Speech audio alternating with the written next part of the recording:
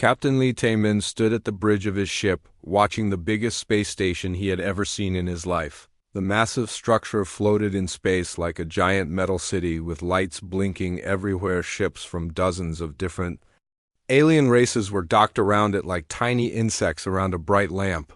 This was the Galactic Council headquarters, and today humans would step inside for the first time. Tae-min felt nervous, but tried not to show it. His crew was counting on him. To stay calm and confident, Park Sora sat at her communication station checking and double-checking the translation devices. Her job was to make sure humans could talk to all the different alien species without any problems. Kim Minho stood near the weapons console, but his hands were nowhere near the controls. The security chief knew this mission was about peace, not fighting. Dr. Choi Yoo-jin was the most excited person on the ship. She had spent years studying alien biology from the few samples Earth had collected. The xenobiologist could barely contain her enthusiasm. About meeting real living aliens face to face, her scanner was already picking up dozens of different life forms on the station, and each reading made her more curious. The docking process took much longer than expected. Every few minutes a new voice would come through the communication system asking for identification codes and clearance numbers. Sora handled each request with patience, but Tae-min could see the stress building on her face. Other ships seemed to dock much faster, making him wonder if humans were getting special treatment. When their ship finally locked into the docking bay, the silence was strange. Tae-min had expected some kind of welcome, or at least normal docking bay sounds. Instead, everything felt eerily quiet through the hull sensors. The captain ordered his crew to prepare for departure, but reminded them to follow all protocols exactly as practiced. The airlock opened with a soft hiss, and Tae-min stepped into his first alien environment. The artificial gravity felt slightly different, and the air had a metallic taste that made him want to cough. The corridor was huge, with ceilings high enough for creatures much larger than humans. Strange symbols covered the walls, glowing with soft blue light. Ambassador Veltar was waiting for them, and Tae-min had to stop himself from staring. The Nexari looked like a walking crystal sculpture with light flowing through translucent skin. The alien was beautiful, but also completely inhuman.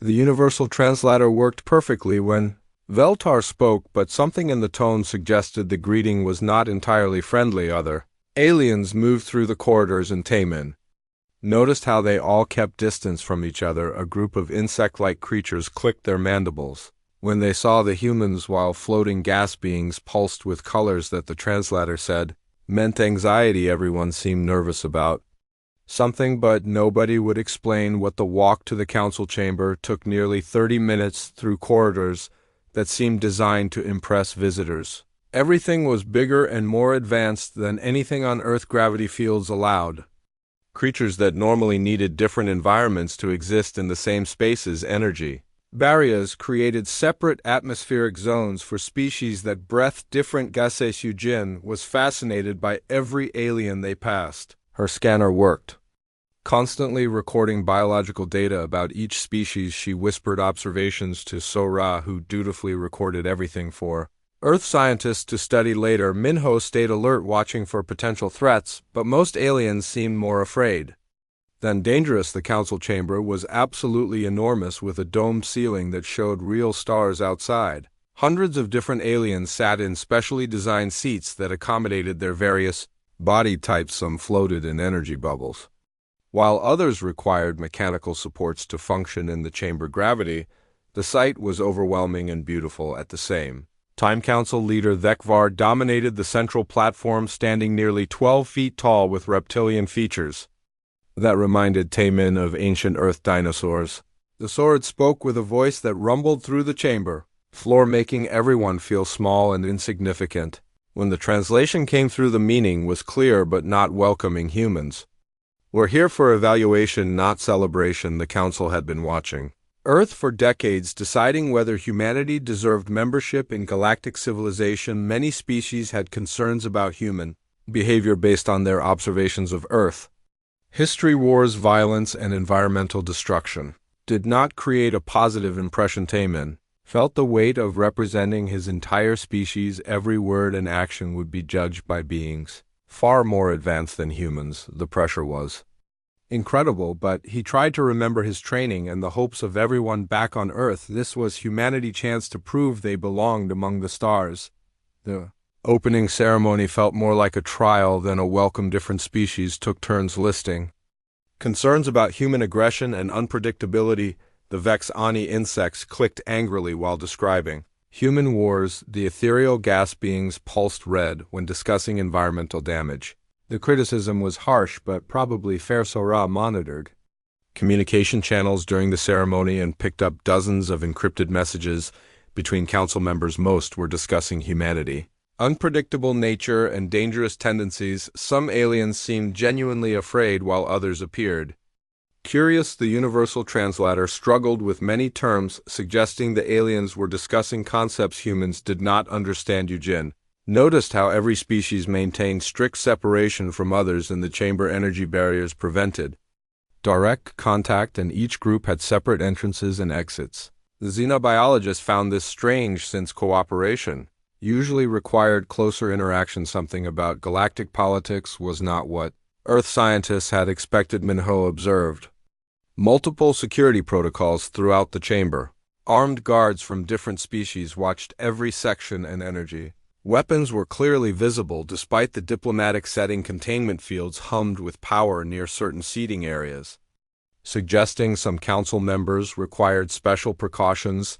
The security was far beyond what any peaceful gathering should need. As the ceremony continued, Taemin realized this evaluation would be much more difficult than anyone on Earth had imagined.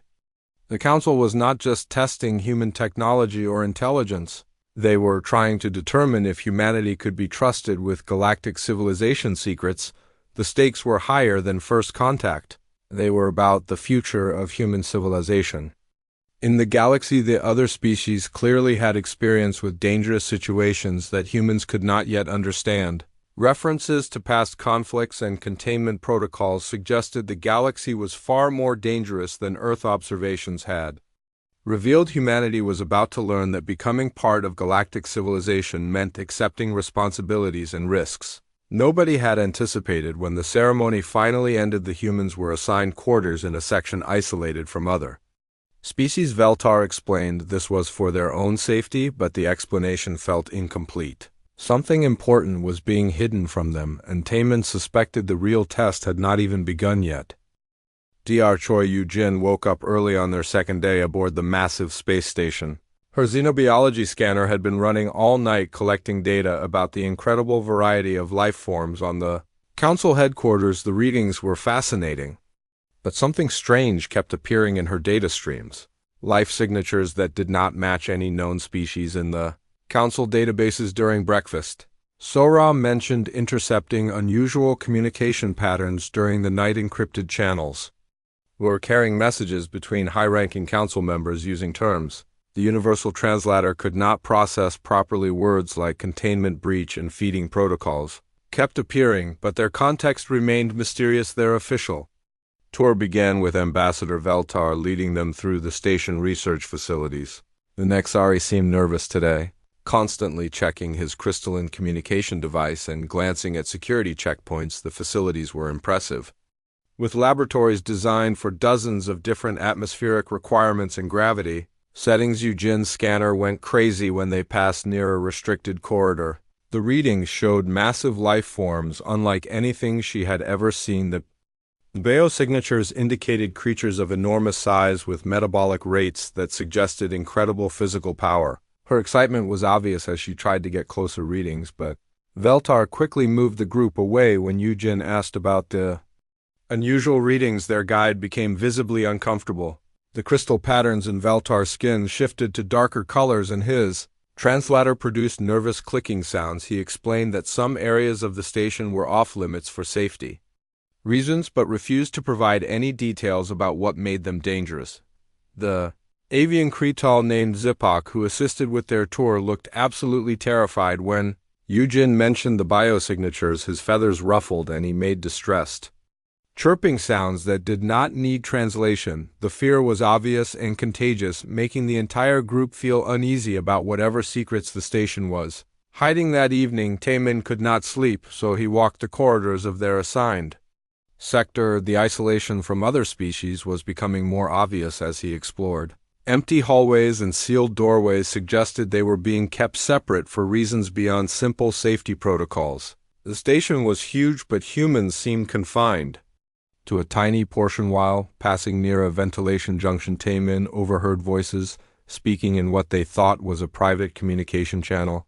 Council leader Thekvar was arguing with other species representatives about something called the Devourers. The universal translator struggled with many terms, but the fear in their voices needed no translation. The conversation revealed that these Devourers had terrorized the galaxy for thousands of years before being captured and contained. They had consumed entire star systems, leaving nothing but empty space behind. The Council had spent enormous resources and countless lives to hunt down and imprison these creatures. Thekvar was concerned about keeping the Devourers secret from the humans. He worried that Earth species might try to study or communicate with beings that had proven impossible to reason with. Every previous attempt at contact had resulted in violence and death. The creatures seemed to exist only to consume and destroy. Sora had been monitoring communication networks and discovered references to something called Project Eternal Prison. The files were heavily encrypted, but she managed to gather fragments of information. The project involved containing the most dangerous predators in galactic history using technology that required constant maintenance and enormous energy. Her investigation revealed that the restricted sector housed not just one creature, but dozens of them. Each devourer required individual containment systems because they had proven capable of working together to escape previous prisons. The Council was essentially running the galaxy's most dangerous zoo right under everyone noses. Yujin became obsessed with the genetic data she glimpsed in leaked files. The creatures showed remarkable adaptability with DNA that could rewrite itself in response to threats. Their intelligence levels were off the charts, but every interaction attempt had ended in disaster. The Council treated them as living weapons rather than beings to be understood. Minho investigation of station security revealed multiple backup systems, all focused on the restricted areas. Emergency protocols included complete section isolation and something called final sterilization procedures. The amount of firepower directed at the containment areas could destroy a small moon. The security chief discovered that feeding schedules required specialized robots because no living being could safely approach the Devourers. Even mechanical systems had to be replaced regularly due to damage from the creature's attempts to escape. The maintenance costs were staggering. Late that night, Yujin accessed more classified files through a security gap in the station network. The Devourers had once been the apex predators of the galaxy, ruling through fear and consumption. They had no known weaknesses and seemed immune to every weapon the Council had developed. The files showed images of destroyed worlds where Devourers had fed. Everything organic had been consumed, leaving only bare rock behind. Entire civilizations had vanished without trace when these creatures arrived in their systems. The scale of destruction was beyond anything in human history. One report described a devourer escape that had occurred 50 years earlier. A single creature had broken free during routine maintenance and consumed an entire research station with thousands of beings aboard. It had taken the combined fleets of 12 species to recapture the creature, and the battle had lasted for weeks. The psychological profiles of the Devourers made disturbing reading. They showed no emotion except hunger and seemed incapable of any communication beyond threats. Every attempt to establish dialogue had been met with violence. The creatures appeared to view all other life as nothing more than food. Yujin found references to their incredible physical abilities. Devourers could survive in vacuum tier through starship hulls with their claws and regenerate from almost any injury. Their senses were so acute they could detect life forms from incredible distances, making them perfect hunters. The containment technology required to hold them was beyond anything humans had imagined. Energy barriers that could contain stellar plasma, specialized gravity fields that prevented escape, and automated defense systems that could react faster than thought. The prison systems were marvels of engineering born from desperation. As Yujin read deeper into the files, she began to understand why the Council was so secretive. The existence of the Devourers was the galaxy's greatest shame and fear. Every species had lost worlds to these creatures, and the trauma ran deep in Galactic civilization. The files revealed that some council members wanted to destroy the captured devourers rather than continue containing them. But others argued that studying them might reveal weaknesses that could protect against future encounters. The debate had raged for centuries with no resolution. What disturbed Eugene most was the complete lack of any attempt to understand the creatures as anything other than monsters. The council saw them only as threats to be contained rather than beings with their own nature and purpose. The scientific approach was purely defensive. By morning, Eugene had formed a theory that would have shocked the council. The devourers might not be mindless monsters, but highly intelligent creatures driven by instincts and needs that nobody had tried to understand. The key to dealing with them might be communication rather than containment. Her scanner data suggested the creatures were more complex than the council believed. Their biosignatures showed patterns that resembled social behaviors and emotional responses. The possibility that these apex predators might be capable of more than destruction was both terrifying and fascinating. Dr. Choi Eugene was working late in her temporary laboratory, analyzing the biological data she had collected from various alien species throughout the station. Her scanner had revealed fascinating genetic patterns that challenged everything Earth. Scientists thought they knew about evolution. The complexity of galactic life was overwhelming. A sudden power surge rippled through the station, causing lights to flicker and computers to restart. Emergency systems activated, bathing the corridors in red. Warning lights, automated voices in dozens of languages announced system failures and emergency protocols. The station's massive size made these power problems particularly dangerous. Eugene tried to leave her lab, but found the blast doors had sealed automatically during the emergency.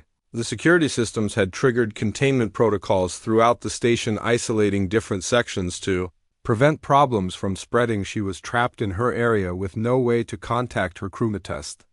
Emergency lighting cast strange shadows as she followed evacuation routes marked on the walls. The universal translator kept announcing warnings about staying in designated safe zones, but the power fluctuations had scrambled the station navigation systems. Her handheld device showed conflicting directions, following what appeared to be the most direct exit route. Eugene found herself walking deeper into areas she had never seen before. The corridors became wider and more heavily reinforced, with blast doors every few hundred meters. Warning signs in dozens of alien languages covered the walls, but many were too damaged to read clearly. Her scanner began picking up the same massive life signatures that had intrigued her during the official tour. The readings were much stronger, now suggesting she was getting closer to whatever creatures were being kept in the restricted areas. The biosignatures were unlike anything in known databases. The warnings on the walls became more urgent as she proceeded, signs showing symbols for extreme danger, authorized personnel only, and what appeared to be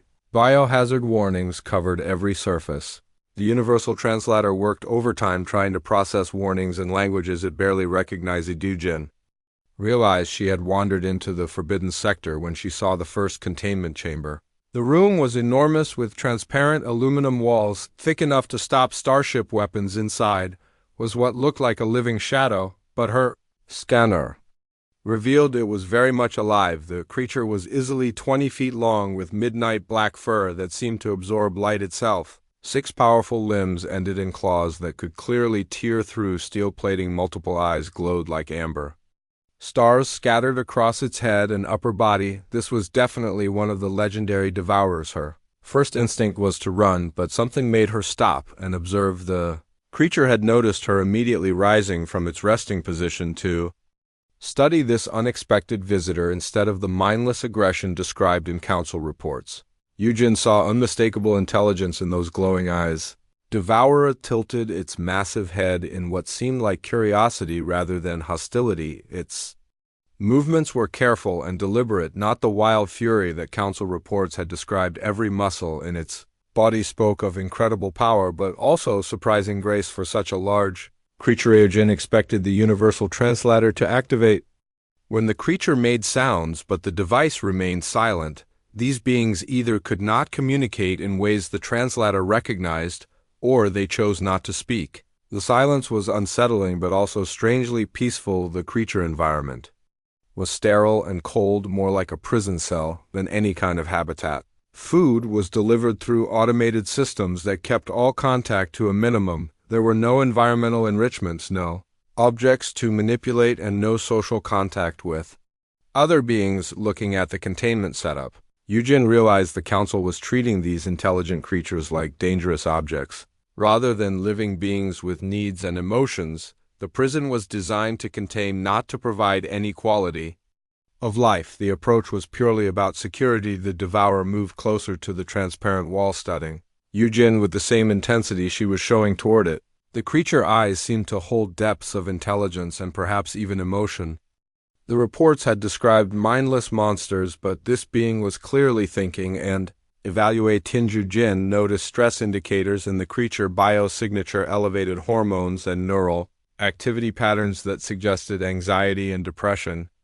The long-term isolation was clearly affecting its mental health in ways the council either did not understand or did not care about. Drawing on her experience with Earth predators, Eugen slowly sat down near the barrier. The creature watched her movements with obvious interest. When she settled into a comfortable position, it surprisingly mirrored her actions, bringing its massive form closer to the wall. She began speaking softly, introducing herself and explaining where she came from. The creature listened intently, making soft rumbling sounds that seemed almost conversational. Even without translation, the exchange felt like communication. The being was responding to her voice and manner. The devourer's stress indicators began dropping. As their interaction continued, its body language shifted from defensive wariness to something approaching curiosity.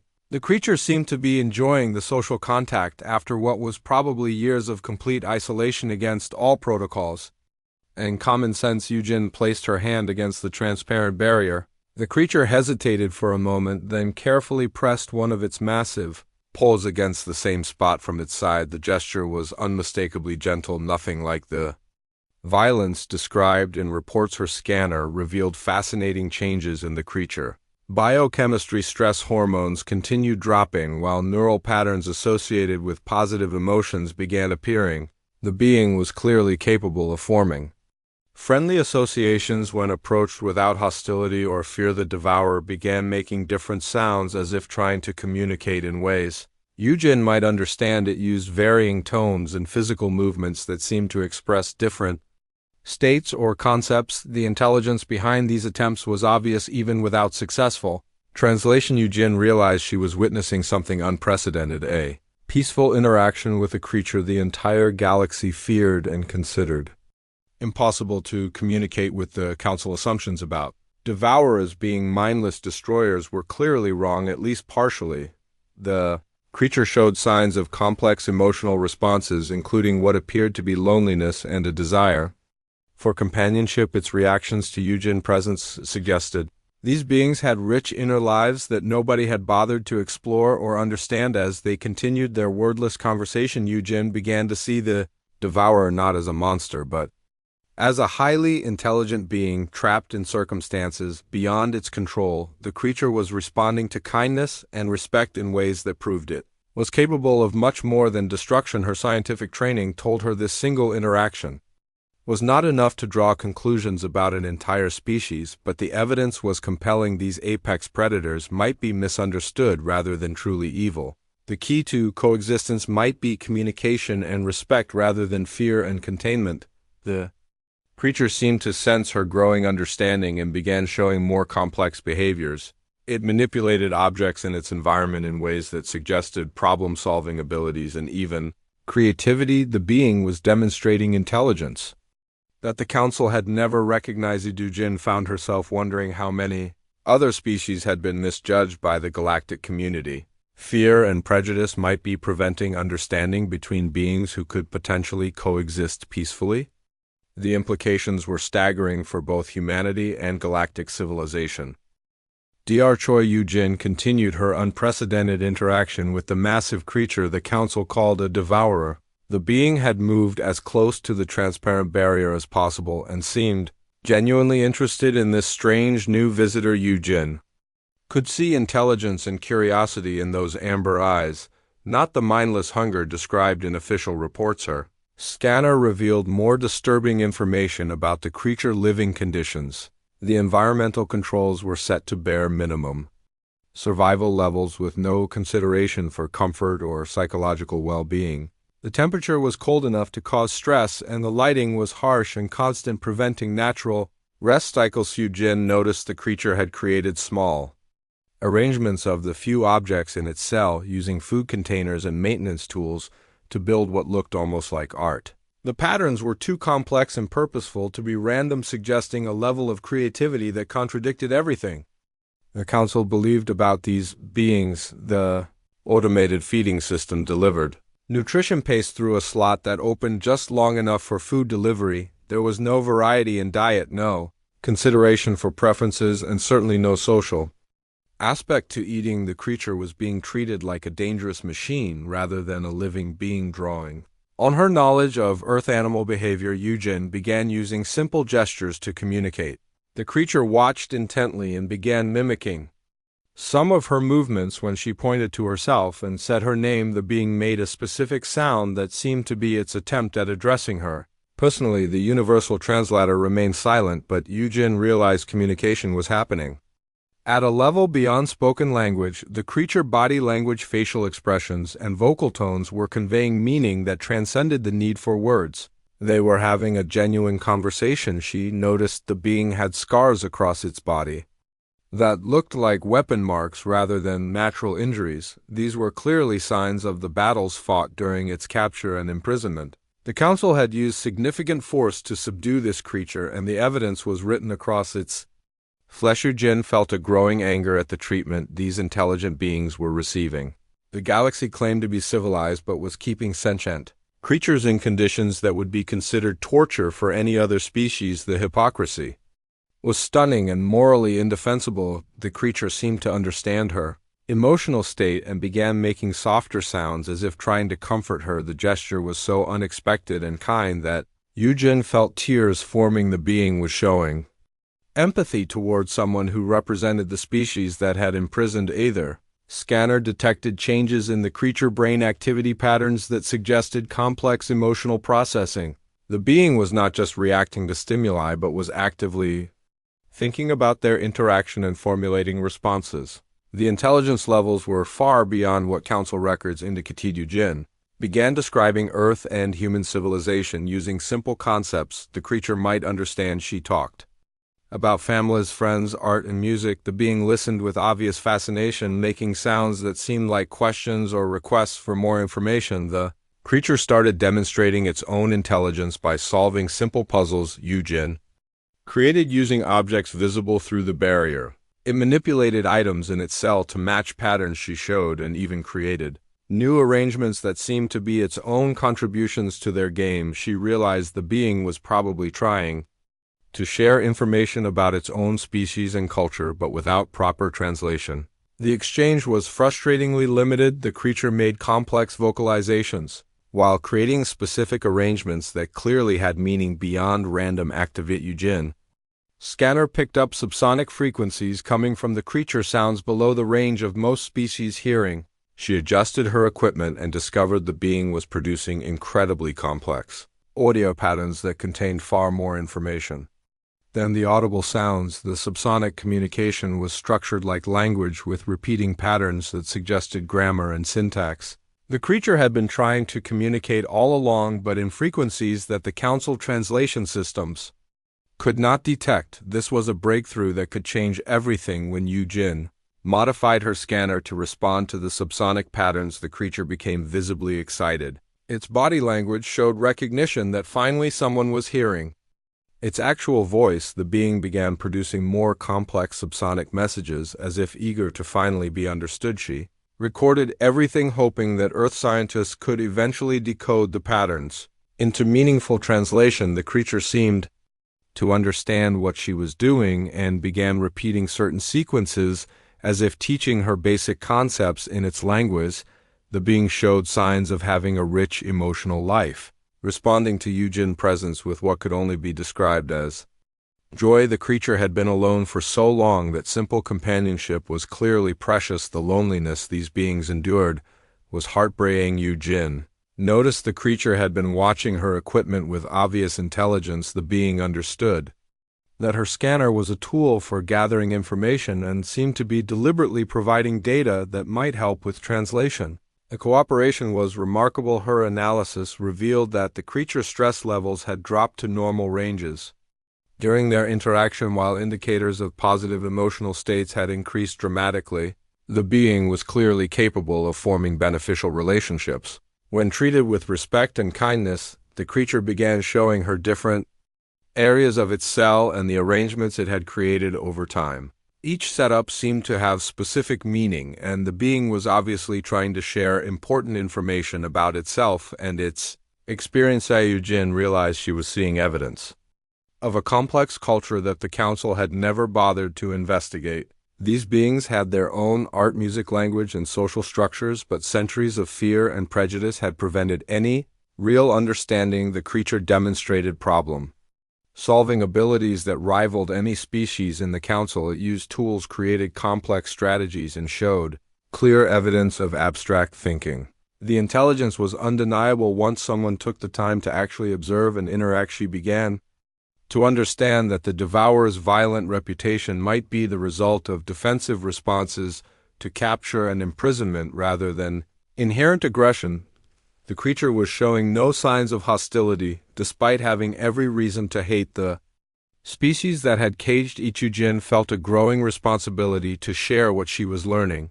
The galaxy needed to know that these beings were not monsters, but intelligent creatures capable of communication and cooperation. The implications for galactic civilization were enormous. The creature seemed to sense the importance of their interaction and began sharing more complex information through its subsonic communication. The being was taking risks by revealing so much to someone it had just met, showing remarkable trust and hope. Her scanner revealed that the creature was actually trying to teach her about its species' history and culture. The subsonic patterns contained what appeared to be stories, legends, and important cultural information. The being was acting as an ambassador for its entire species. As their interaction continued, Yujin realized this moment would change everything. The first successful communication between the council and a devourer was happening through human compassion and scientific curiosity rather than alien technology and military force. The creature had given her a gift beyond measure, the chance to see past centuries of fear and misunderstanding to the intelligence and beauty of a species the galaxy had condemned without ever trying to understand humanity. Chance to prove their worth was literally in her hands. The emergency power systems finally stabilized, bringing the station communication networks back online throughout the massive structure. Security cameras activated and began transmitting feeds to the central monitoring station. Council members who had been dealing with the power crisis suddenly found themselves staring at something impossible on the screens. They could see Dr. Choi Yujin sitting peacefully next to the most dangerous creature in galactic history. The human was interacting calmly with a devourer that should have been trying to kill her through the barrier. The sight sent shock waves through every species representative on the station. Ambassador Veltar, crystalline form, pulsed with colors that indicated extreme panic. His translator was producing emergency alerts in multiple languages as he tried to process what he was seeing. A human had somehow achieved peaceful contact with a being that had terrorized the galaxy for millennia. Council leader Thekvar, massive form, shook with rage and terror as he watched the impossible scene unfolding on his screens. His species had lost entire colonies to devourer attacks, and the sight of one interacting peacefully was beyond his ability to accept or understand. Emergency alarms began blaring throughout the station as security teams rushed toward the restricted sector. Every available guard was mobilized to deal with what the council considered an imminent catastrophe. The human had clearly been compromised or was attempting something unthinkably dangerous. The insectoid Vexani clicked their mandibles in patterns that indicated pure terror. Their species had been among the first to encounter devourers millennia ago, and the genetic memory of that trauma was still strong in their collective consciousness. The gaseous ethereals began pulsing with colors that their translators indicated as existential dread. These beings communicated through emotional resonance, and the fear radiating from them was affecting other species throughout the station. The panic was becoming contagious. Captain Li Min and his crew were hastily summoned to the council chamber where angry alien voices demanded explanations for their colleague actions. The universal translator was working overtime trying to process the flood of accusations and demands being thrown at the human delegation. Min found himself trying to defend humanity's approach to dangerous species while council members showed holographic records of previous disasters. The images were horrifying, entire worlds consumed by devourers that had escaped from inadequate containment systems. The records showed colonies with billions of inhabitants that had vanished overnight when devourers broke free. From their prisons, the creatures had consumed everything organic, leaving behind only empty cities and bare rock. The scale of destruction was beyond human comprehension. Park Sora tried to explain that Yujin was a trained xenobiologist who understood dangerous species, but the council members were too terrified to listen. They had never seen peaceful interaction with a devourer and could not process what they were witnessing.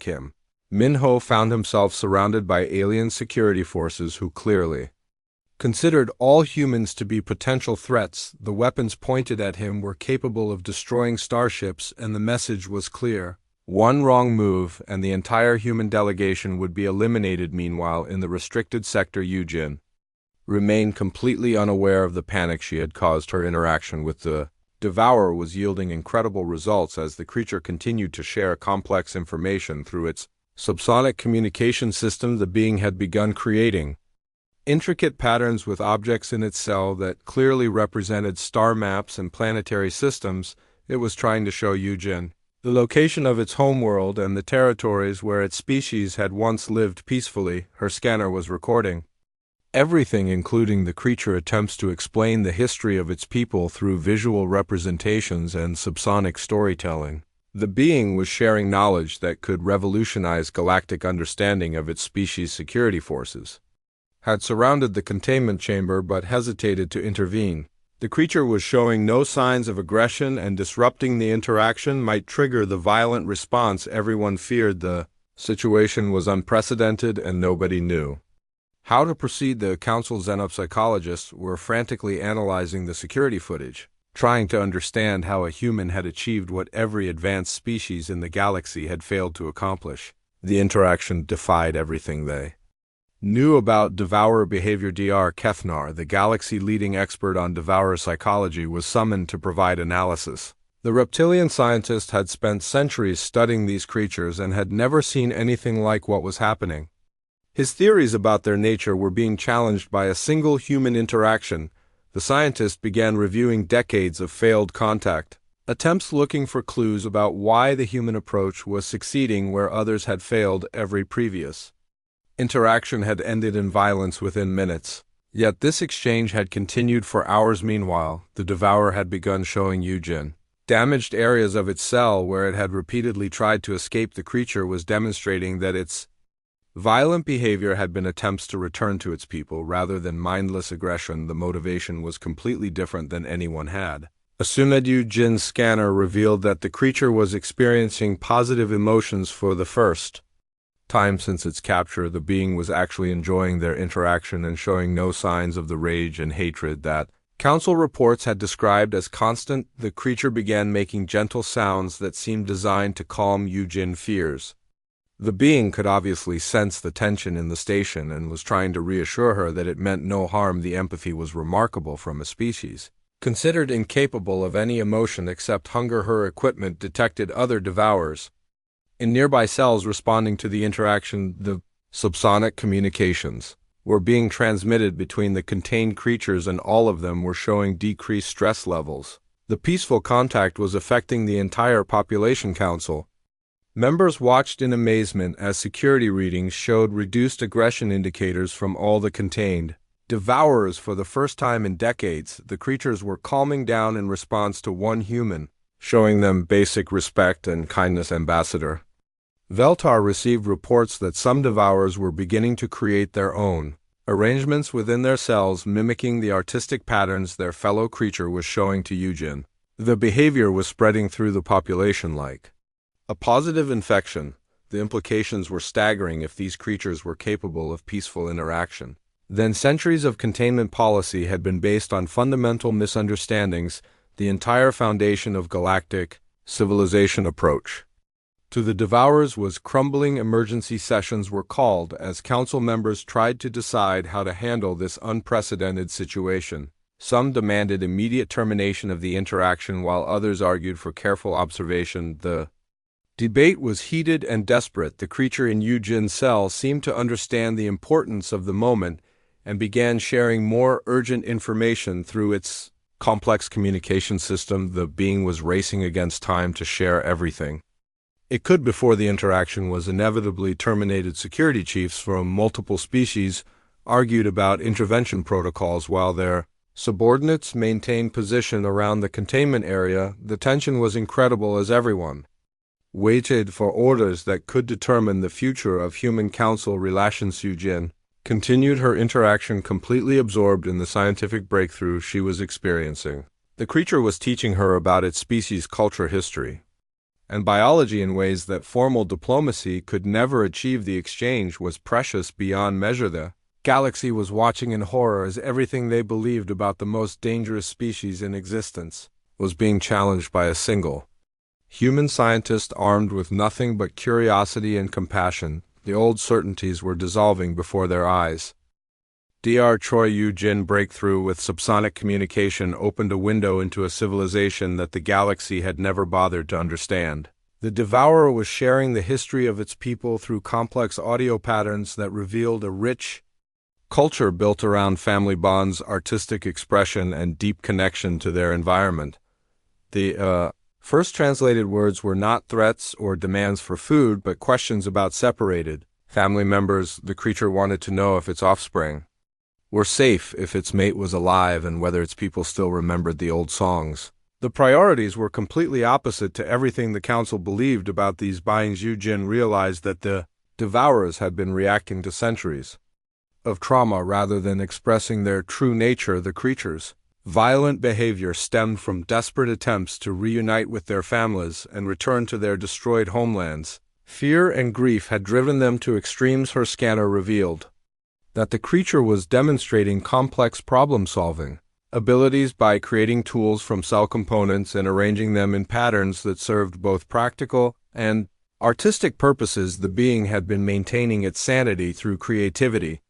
Despite years of isolation, the subsonic language proved to be incredibly sophisticated, with grammatical structures that allowed for poetry, philosophy, and abstract concepts. The Devourers were not mindless predators but highly intelligent beings with their own literature and scientific knowledge. Council members, watching the security feeds, began to see their assumptions crumble as the creature shared information about its species' history. Before the Great Conflict, the Devourers had once been peaceful explorers and artists who traveled between stars, sharing knowledge and beauty. The being explained through its complex communication that the consumption of worlds had been acts of desperation after their own planets were destroyed by a cosmic disaster. The creatures had been refugees trying to create new homes, but their methods had terrorized other species. Yujin learned that Devourer biology required them to process organic material from multiple sources to maintain their complex physiology. They had been trying to recreate the specific environmental conditions of their lost homeworld, not destroying out of malice but attempting to survive. The creature revealed that its species had tried to communicate with other civilizations, but their subsonic language was beyond most beings' hearing range. The Devourers' attempts at contact were interpreted as threats, leading to the conflicts that defined galactic history. Captain Taman was called to witness the breakthrough. As Yujin began translating the creature words in real time, the being was asking forgiveness for the harm its people had caused and expressing hope that understanding might prevent future tragedy. The council chamber fell silent as the translated messages were broadcast throughout the station. The Devourer was sharing stories of its world before the disaster, describing cities filled with art gardens that spanned continents and technologies that worked in harmony with nature. Other contained Devourers began participating in the conversation through subsonic networks that connected their cells. The creatures were sharing memories of their civilization, creating a collective testimony that painted a completely different picture of their species. The being that Yujin had first contacted was apparently a poet and historian among its people. The creature began sharing epic stories that had been passed down through generations, oral traditions that contained the entire cultural memory of the Devourer Civilization Council leader. Thekvar listened in growing amazement as the translations revealed scientific knowledge that could advance galactic technology by centuries. The Devourers understood cosmic phenomena that current science could barely detect, let alone explain. Dr. Kethnar, the xenopsychologist, realized that decades of research had been based on fundamentally wrong assumptions. The creature's behavior in captivity was no more representative of their true nature than a caged earth animal represented human civilization. The Devourer began describing the disaster that had destroyed their worlds, a cosmic event that had poisoned their star system and forced them to flee or die. The species had watched their entire civilization dissolve as they desperately searched for new homes. Sujin felt overwhelming sadness as she understood the scope of the tragedy. The galaxy had been fighting survivors of genocide, beings who had lost everything they loved and were trying to rebuild in the only way they knew how. The creatures shared knowledge about the cosmic disaster that had claimed their worlds, information that could help other species prepare for similar events. The Devourers were offering to share their hard-won survival knowledge with the same civilizations that had imprisoned them. Ambassador Valtar, crystalline form, shifted to colors, indicating deep shame as he realized his species had been torturing refugees rather than containing monsters. The moral implications were staggering for every member of the council. Being began demonstrating its artistic abilities by creating complex sculptures from cell materials, while simultaneously composing subsonic music that conveyed emotions. Across species barriers, the creativity was beautiful and obviously intelligent. Park Sora, monitoring communication networks, detected other alien species beginning to question their own assumptions about dangerous beings. The Devourer revelation was causing civilizations throughout the galaxy to reconsider their approaches to first contact. The creature asked Eugen about human civilization and listened with obvious fascination to her descriptions of Earth. The being was particularly interested in human art, music, and literature, finding common ground in creative expression. Kim Minho watched security forces slowly lowering their weapons as the peaceful interaction continued. The immediate threat everyone had feared was clearly not materializing. The creature was demonstrating remarkable restraint and goodwill. The Devourer began sharing technical knowledge about sustainable technologies that could help species live in harmony with their environments. The creatures had developed incredible sciences before their worlds were destroyed and were willing to share everything. Council members found themselves facing an unprecedented situation. The beings they had feared and contained for centuries were offering to become teachers and allies. The galaxy could benefit enormously from Devourer knowledge and experience. Eugene asked the creature about its willingness to work with other species toward peaceful coexistence. The being response was immediate and enthusiastic. Its people wanted nothing more than to live peacefully and contribute to galactic civilization. The breakthrough forced every species to confront their own prejudices and assumptions about what made a civilization worthy of respect. The Devourers had been judged by their desperate actions rather than their true nature and potential. Dr. Kethnar began drafting new protocols for interspecies communication that would account for different sensory ranges and communication methods the galaxy had almost missed an entire civilization because of technological limitations. The Council faced the massive task of restructuring their approach to the contained Devourers. The creatures were not prisoners but refugees who deserved resettlement assistance and the chance to rebuild their culture in peaceful coexistence. Captain Taman realized that humanity had proven their worth not through superior technology or military might, but through the simple willingness to approach others with empathy and open minds. The human approach to first contact had succeeded where advanced civilizations had failed. The Devourer asked Eugen to carry a message to the Council, expressing its people's desire for peace and their willingness to share knowledge that could benefit everyone. The being was acting as an ambassador for its entire species. Council leader Thekvar announced that humanity would be granted immediate full membership in the Galactic Council, not as junior partners but as leaders in interspecies diplomacy. The human approach had opened possibilities that nobody had imagined. age of fear and misunderstanding was ending as the galaxy prepared to welcome back a civilization that had been lost to prejudice and assumption. The Devourers would finally have the chance to share their gifts with the stars they had once called home.